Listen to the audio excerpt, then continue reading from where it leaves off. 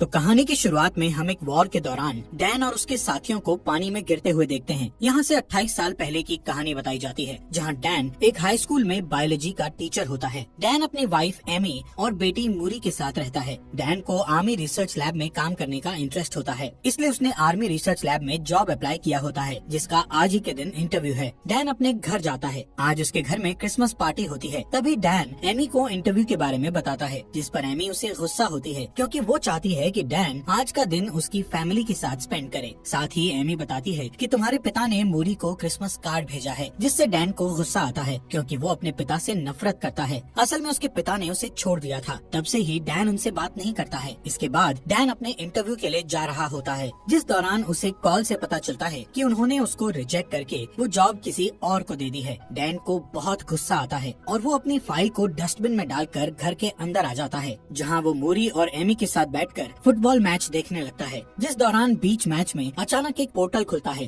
और देखते ही देखते उसके अंदर से बहुत सारे सोल्जर्स बाहर आते हैं। इन सोल्जर्स की लीडर लेफ्टिनेंट हार्ट भी वहाँ आती है, जो सभी लोगों को बताती है कि वो लोग फ्यूचर से आए हैं, जहाँ 2051 में व्हाइट स्पाइक्स नाम के एलियन और इंसानों के बीच जंग छिड़ गई है और वो इस जंग में हार रहे हैं। अगर ऐसा ही चलता रहा तो अगले 11 महीने में पूरी धरती से इंसानों का खात्मा हो जाएगा। हार्ट सभी को हेल्प करने का कहती है, ताकि वो इस जंग में जीत सकें। इस इंसिडेंट के बाद सभी देश उनकी हेल्प के लिए आम लोगों को सेना में भर्ती करके उन्हें फ्यूचर में भेजते हैं, पर फिर भी फ्यूचर वाली दुनिया में इंसानों की आबादी 5 लाख से कम बचती है। साथ ही फ्यूचर में भेजे 50% लोगों के जान गंवाने से अब लोग फ्यूचर में जाने के लिए सवाल उठाने लगते हैं, जिसके चलते सभी फ्यूचर में जाने के लिए विरोध करने लगते हैं। असल में सभी को सिर्फ 7 दिन के लिए भेजा जाता है। अगर वो 7 दिनों तक वहाँ जिंदा रहे तो वापस पास्ट में आ जाते हैं। इधर मोरी भी इस बात से परेशान होकर रोने लगती है और अपनी माँ को कहती है कि वो कभी भी फ्यूचर में ना जाए। तभी डैन वहाँ आता है और मूरी से बात करके उसे शांत करता है। अगले दिन जब डैन क्लास में होता है, तब उसके फोन में एक अलर्ट मैसेज आता है।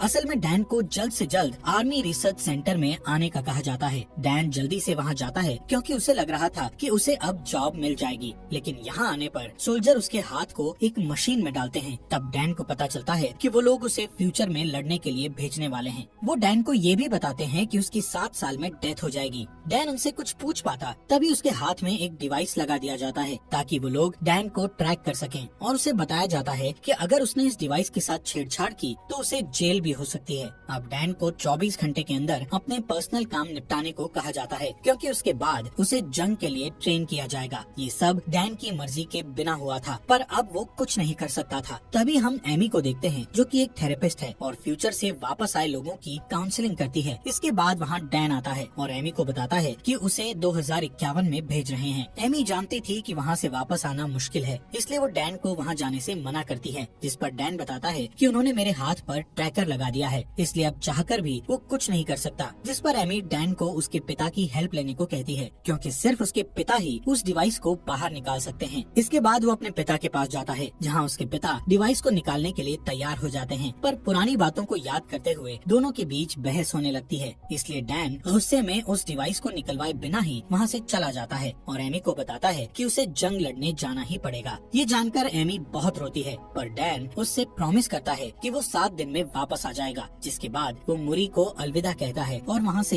रिसर्च सेंटर चला जाता है। यहाँ डैन के साथ कई लोग फ्यूचर में जाने वाले थे। यहाँ सभी को आर्मी ड्रेस दी जाती है और सबको अलग अलग टीम में बांट दिया जाता है, जिसमें डैन की टीम का नाम आर फोर्स होता है, जो कि एक रिसर्च टीम है। यहाँ एक लड़की सवाल करती है कि वो टाइम मशीन से पीछे जाकर वॉर शुरू होने से पहले ही दुश्मनों को क्यों नहीं मार सकते, जिस पर वहाँ बैठा एक ऑफिसर उसे बताता है कि उनकी टाइम मशीन सिर्फ 30 साल का टाइम ट्रेवल कर सकती है, जिसमें वो सिर्फ 2051 में जाकर वहाँ से वापस 2022 में आ सकते हैं। इसके अलावा उन्हें ये भी बताया जाता है कि उनके जो दुश्मन हैं वो कोई इंसान नहीं है, बल्कि एलियंस हैं। रात होने पर डैन अपने दोस्त चार्ली से बात करता है, जिस दौरान इमरजेंसी अलार्म बजने लगता है। तभी लेफ्टिनेंट हार्ट सबको अभी के अभी फ्यूचर में जाने को कहती है। अब क्योंकि सबको ट्रेनिंग खत्म करने के बाद वहाँ ले जाना चाहिए था, पर लेफ्टिनेंट हार्ट का कहना था कि एलियंस ने उनकी रिसर्च लैब पर अटैक किया है। अगर वो लैब तबाह हो गई तो वो वॉर में हार जाएंगे। इसके बाद सभी को एक जगह पर बुलाया जाता है और फिर एक एक करके उन्हें फ्यूचर में भेजने लगते हैं, जिस दौरान सिस्टम में कुछ खराबी आ जाती है, जिसके कारण वो सभी जमीन पर पहुंचने की जगह आसमान में ही रह जाते हैं और फिर एक एक करके सभी नीचे गिरने लगते हैं। ये वही सीन था जो हमें कहानी की शुरुआत में दिखाया था। यहाँ डैन और कुछ लोग एक स्विमिंग पूल में गिरते हैं, जबकि बाकी के लोग जमीन पर गिरकर मर जाते हैं। यहाँ के हालात देखकर वो सभी दंग रह जाते हैं, क्योंकि हर तरफ सिर्फ एलियंस थे। इसके बाद हम फ्यूचर की दुनिया की कर्नल को देखते हैं, जो बचे हुए लोगों से कांटेक्ट करती है। वो डैन को टीम लीडर बनाते हुए कहती है कि उसे रिसर्च लैब में फंसे लोगों को बचाना होगा। डैन अपनी टीम के साथ लैब की ओर निकल जाता है। सभी लैब पहुंच जाते हैं और देखते हैं कि एलियंस ने सभी लोगों को मार दिया है। जब कर्नल को इस बारे में पता चलता है तो वो बहुत दुखी होती है और डैन को लैब में रखी हार्ड ड्राइव लाने को कहती है। इन लोगों के पास ज्यादा टाइम नहीं होता है, क्योंकि एलियंस लैब में आने वाले थे। जिसके बाद कर्नल डैन को लैब में रखी सभी बायोलॉजिकल मटेरियल भी साथ लाने को कहती है, जिस दौरान वहाँ एलियंस भी आने लगते हैं। इसलिए यहाँ की आर्मी लैब पर बॉम्ब गिराकर उसे पूरी तरह तबाह करने के लिए निकल जाती है। कर्नल बताती है कि डैन और उसके साथियों के पास सिर्फ 3 मिनट हैं, जिसके बाद लैब को ब्लास्ट कर दिया जाएगा। पर जब वो लोग लैब के बाहर जा रहे होते हैं, तभी एलियंस उन पर अटैक कर देते हैं। ये एलियंस बहुत ही ताकतवर होते हैं और उन पर गोलियों का कोई असर नहीं होता है। एलियंस के अटैक में डैन के कुछ साथी मारे जाते हैं। अब जैसे ही बचे हुए लोग लैब से बाहर आते हैं, तब वहाँ बहुत सारे एलियंस आने लगते हैं और उन लोगों का पीछा करने लगते हैं। इसी बीच वहाँ आर्मी आ जाती है, पर एलियंस उन्हें जान से मार डालते हैं। कोई रास्ता ना दिखने पर डैन और बाकी के लोग एलियंस पर शूट करने लगते हैं। थोड़ी ही देर बाद वहाँ बॉम्ब गिराया जाता है, जिससे बहुत ही बड़ा ब्लास्ट हो जाता है, जिससे सभी एलियंस मारे जाते हैं। साथ ही इस ब्लास्ट के कारण डैन के कई साथी भी मारे जाते हैं और कई घायल हो जाते हैं। अब जैसे ही डैन की आंख खुलती है तो वो एक कैंप में होता है। यहाँ पता चलता है कि ब्लास्ट में डैन के अलावा उसका दोस्त चार्ली ही बचा था। जब वो दोनों कैंप के बाहर आते हैं तो उन्हें अपनी टीम का एक आदमी और दिखता है, जिसका नाम डोरियन है। डोरियन फ्यूचर में तीसरी बार आया था, इसलिए डैन उससे पूछता है कि क्या तुम मरने से नहीं डरते हो, जिस पर डोरियन बताता है कि उसे कैंसर है और वो सिर्फ 6 महीने ही जीने वाला है, इसलिए उसे अपने तरीके से बची हुई लाइफ जीनी है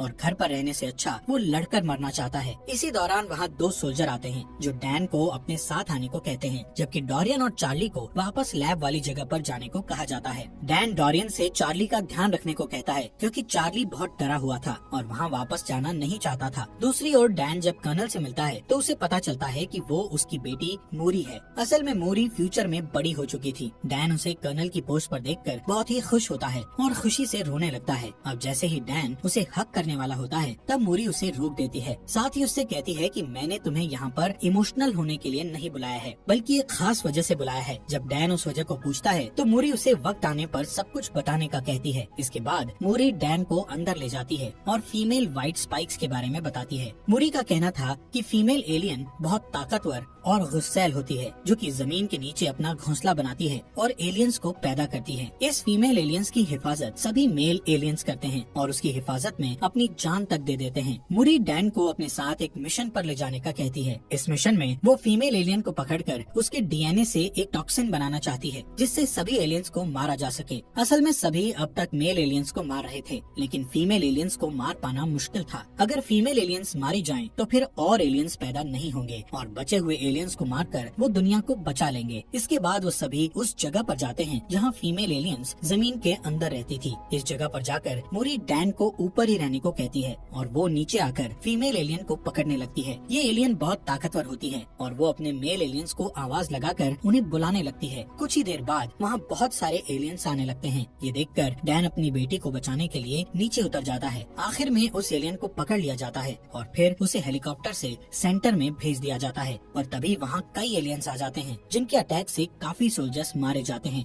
इधर डैन और मोरी आर्मी की एक कार में बैठ जाते हैं, जहाँ डैन कार को ड्राइव करता है और मोरी एलियंस पर शूट करती है। इसके बाद वो दोनों एक बीच पर पहुँच जाते हैं, जहाँ एक भी एलियन नहीं था। इधर मोरी डैन से गुस्सा होकर पूछती है कि वो हेलीकॉप्टर से नीचे क्यों आया, जिस पर डैन कहता है कि तुम मेरी बेटी हो और तुम्हें खतरे में देखकर मैं चुप कैसे बैठ सकता था। यहाँ मोरी डैन को बताती है कि मैं जब 12 साल की थी तब तुम मुझे और मेरी माँ को छोड़कर चले गए थे और फिर कुछ सालों बाद तुम्हारी डेथ हो गई। यही कारण था कि मोरी अभी तक डैन को देखकर खुश नहीं थी। मोरी को रोता देख डैन बहुत दुखी होता है। उसे समझ नहीं आ रहा था कि आखिर उसने पास्ट में अपनी फैमिली को क्यों छोड़ा। थोड़ी ही देर बाद वहाँ हेलीकॉप्टर आता है और समुद्र के बीच बने आर्मी सेंटर में ले जाता है। इस जगह को इतना खास बनाया गया था कि कोई भी एलियन वहाँ ना आ सके। इस जगह पर ही उस फीमेल एलियन को रखा गया था। मोरी उसका ब्लड सैंपल लेकर उसका डीएनए निकालती है। डीएनए चेक करने पर उसे पता चलता है कि उसे अभी कई सैंपल लेकर हजारों टेस्ट करने होंगे, तब जाकर एक टॉक्सिन बनेगा। इस टॉक्सिन के बनने के बाद वो सभी एलियंस को आसानी से मार सकेंगे। मूरी सभी डीएनए सैंपल्स पर काम करती है, पर उसे अभी तक परफेक्ट डीएनए सैंपल नहीं मिला था। ये सैंपल सिर्फ 60% और 50% तक सीमित होते थे। मूरी पूरी रात जागकर सैंपल टेस्ट करती है, पर अभी तक उसे कोई अच्छा रिजल्ट नहीं मिलता है।